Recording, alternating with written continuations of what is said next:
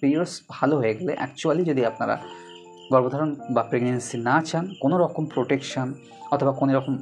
OCP oral contraceptive pill খাওয়ানো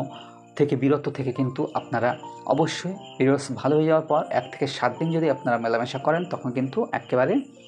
0% থাকে কিন্তু প্রেগনেন্সির সম্ভাবনা। এবং লাস্ট এখান থেকে কিন্তু আপনারা অবশ্যই 7 দিন, আরও 7 দিন কিন্তু বন্ধ করে দেবেন বা আরও 8 দিন বন্ধ করে দেবেন। লাস্ট কিন্তু পিরিয়ডস বা মেন্স যার একটা ডেট হয়ে থাকে, মেয়েরা কিন্তু এটা বলতে পারে, যারা এক্স্যাক্টলি যারা প্রতি মাসের এটা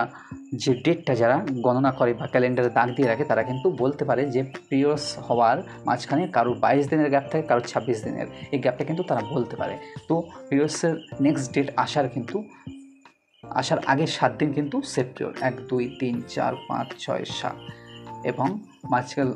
মাঝখানে যে ওভুলেশন ফেজ সেটা আমি 5 দিনের জায়গায় সেটা যদি 1 2 3 4 5 6 7 8 9 1 2 3 5 8 9 10 দিন যদি মাঝখানে গ্যাপ দিয়ে যদি ফের আপনারা পুনরায় কিন্তু আপনারা মিলিত হন শেষের দিকে পিরিয়ডস বা যে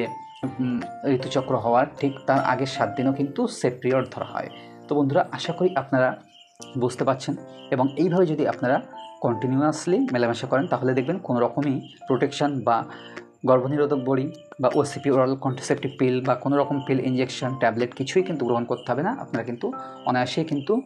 আপনার পার্টনার বা সঙ্গিনীর সাথে কিন্তু মিলিত হতে পারবেন বা ইন্টারকোর্স করতে পারবেন। তো এইভাবেই কিন্তু আপনারা অবশ্যই খেয়াল করে আপনারা দেখতে পারেন। তো বন্ধুরা, ভিডিওটি ভালো লাগলে আশা করি ভিডিওটি আপনাদের বন্ধুবান্ধবকে শেয়ার করতে ভুলবেন না, এবং এই বিষয়ে কোনো রকম তথ্য জানতে হলে অবশ্যই কমেন্ট বক্সে কমেন্ট করতে ভুলবেন না, এবং ভিডিওটি ভালো লাগলে অবশ্যই লাইক করে পাশে রাখা বেল আইকনটি অল করে দেবেন, যাতে পরবর্তী ভিডিওর নোটিফিকেশন সর্বপ্রথম আপনাদের ফোনে পৌঁছে যায়। ধন্যবাদ।